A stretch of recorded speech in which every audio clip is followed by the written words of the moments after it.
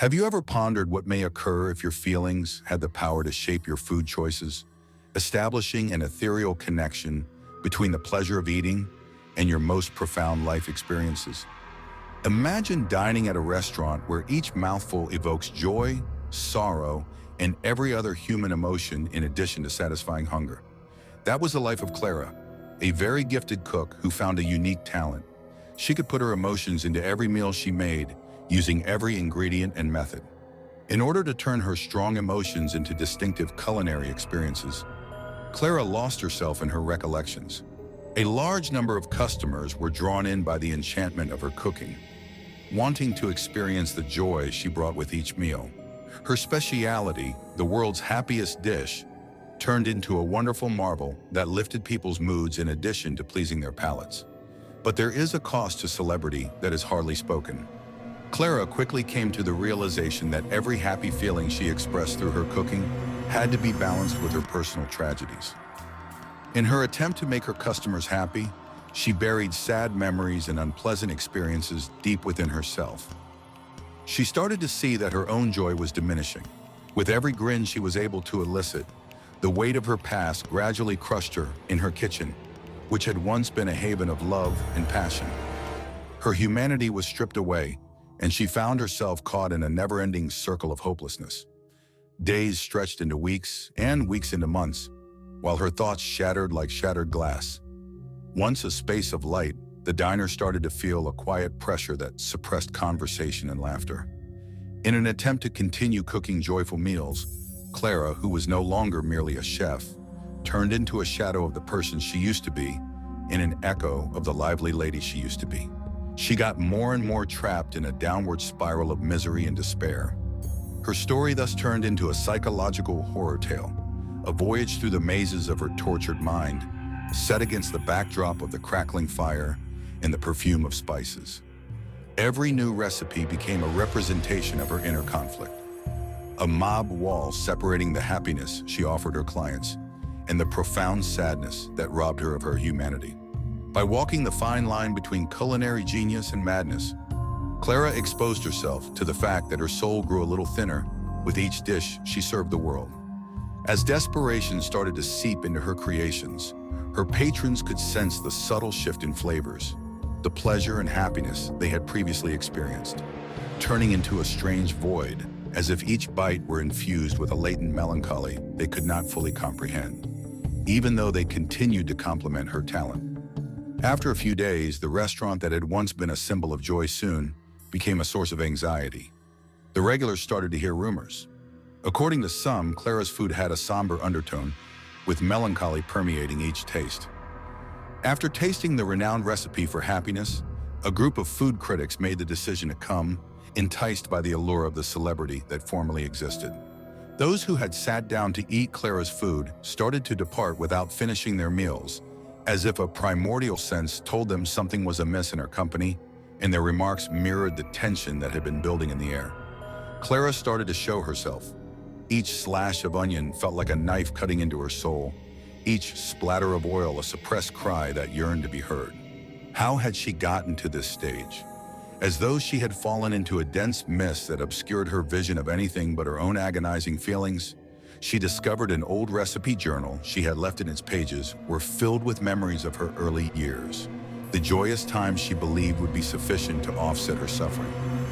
A mixture of desperation and nostalgia overcame her as she read those phrases, a reminder that everything she had loved had also come at a price in her attempt to keep feeding a world that ate up emotions.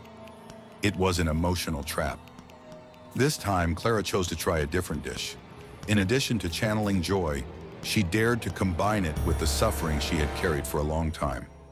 She made use of an enigmatic ingredient, a fungus that she had discovered at the neighborhood market, that was supposed to provide a strong and distinct flavor. Clara was unaware, though, that this mushroom had qualities that might evoke the worst nightmares. Every scent she encountered while cooking with it summoned her to face the inner monsters she had pushed to the back of her mind, turning the kitchen into a battlefield.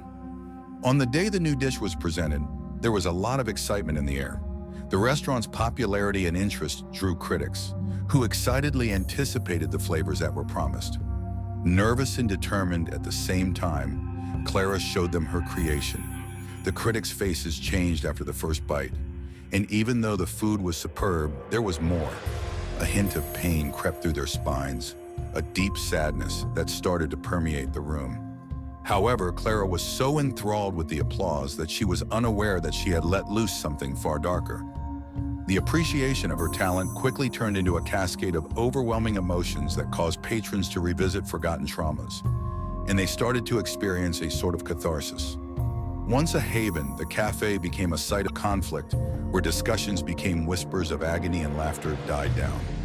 No longer knowing how to escape, Clara found herself imprisoned in the echo she had created. The dishes, far from being a source of joy, turned into a mirror reflecting her deep despair, and the walls started to speak her story. She made the decision to stop this craziness at that point, but the cost had already been incurred. She was haunted by a succession of recollections that were the result of her mind failing. Ironically, the final formula she had developed was her condemnation, a thread that bound her to her history and to the hopelessness she had fostered for so long in her desperation. Clara had one last choice. Would she keep making dishes that made her feel worse and make her a lesser version of herself? Or would she manage to move past her traumas and find healing? She made the decision to close the restaurant that was the center of her life, since she could no longer jeopardize her own life for the fleeting joy of others. As a result, she closed her cherished business on a chilly, dark night, leaving behind. The sounds of laughter and the assurances of happiness were simultaneously presented. In retrospect, Clara realized that she had gained important insight into how to strike a balance between pleasure and suffering.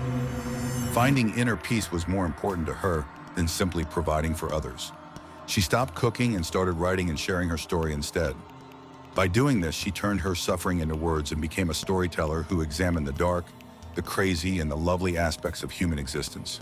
Remember that there is a delicate balance between light and dark in the kitchen, just as there is in life. Now the next one. Ever wonder what's on the other side of a TV cable? For a brief while, picture each home you visit as a portal to uncharted dimensions rather than just a typical residence. I'm referring to a world in which reality is warped and the family you once knew are replaced by echoes of their former selves. Like many others, I used to work as a cable technician, but what I found turned into a nightmare. I had no idea how it all began when a client requested me to check their signal one typical afternoon. As I looked into their installation, I felt shivers down my spine, as though someone was watching me through the screen. I dismissed it, assuming it was simply my imagination. But what transpired next altered my perspective on my work for all time. Every time I completed an installation, an odd thing happened. The TVs started showing pictures of dark. I initially assumed that future visions of tragedies and events that should never occur were just common interferences. But I soon realized that these signals were unique and charged with a dark energy that seemed to feed off fear. When I found myself in the homes of happy families, I noticed a fake glimmer in their eyes as if they were afraid of what was to come, and as the images on the screen became more unsettling, the atmosphere grew more uneasy.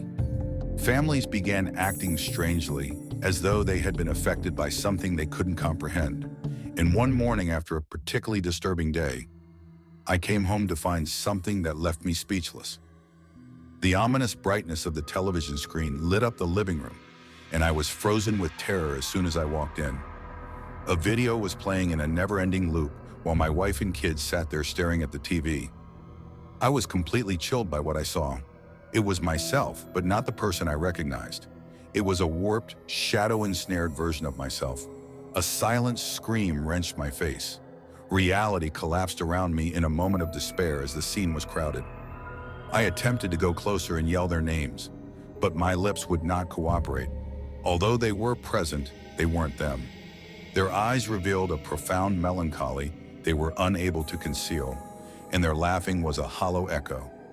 Before I recognized that the same melancholy those homes bore was now a reflection of my own suffering, I thought it was the same sadness I had seen in every house I visited, as if everyone who entered those homes had turned into a shadow of themselves.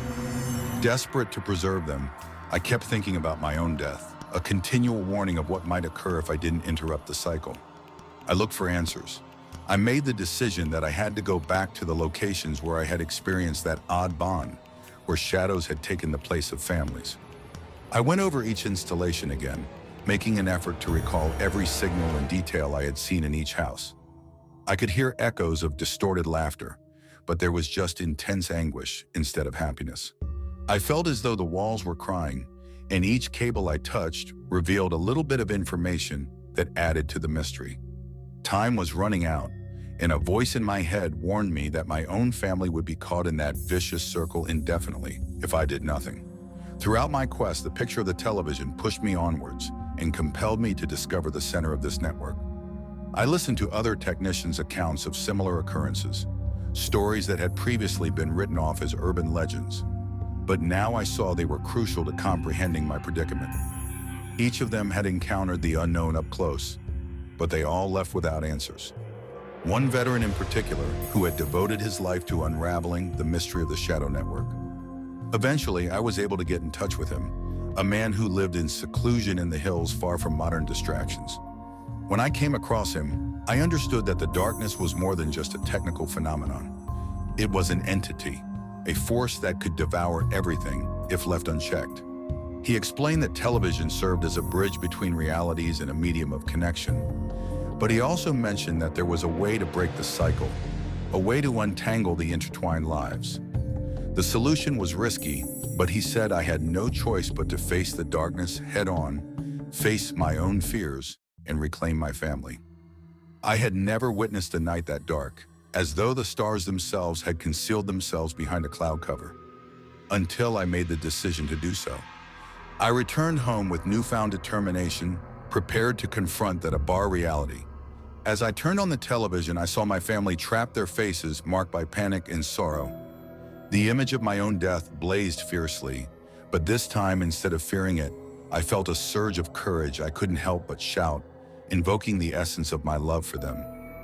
The light flickered, and in that moment, the shadows began to retreat, revealing the truth that had been hidden. I fought not only against the images on the screen, but also against the fear that had tormented my family. The echo of their voices resonated in the room, and the more I fought, the more empowered I felt over my reality. The images began to distort, and amid the chaos I saw them, their faces returning to what they should be. With one final scream, the cycle shattered. The light that had been trapped began to burst forth from the screen, enveloping them like a protective mantle. My family returned to me. But the connection to the shadow network persisted like a lurking shadow from that moment on. I knew I would always carry the burden of what I had discovered. If you're listening to this, I want you to know that there is more to this world than what we can see. Even if the darkness may appear to go on forever, there is always a way to the light, and the shadows that surround us might be closer than you believe. I pledge to keep battling, even though I'm not sure if we'll ever be able to get rid of the N-work entirely. Please like, subscribe, and tell us how you believe we can face our own fears together. If you like this article, we can delve into the secrets of the unknown and find out what's out there.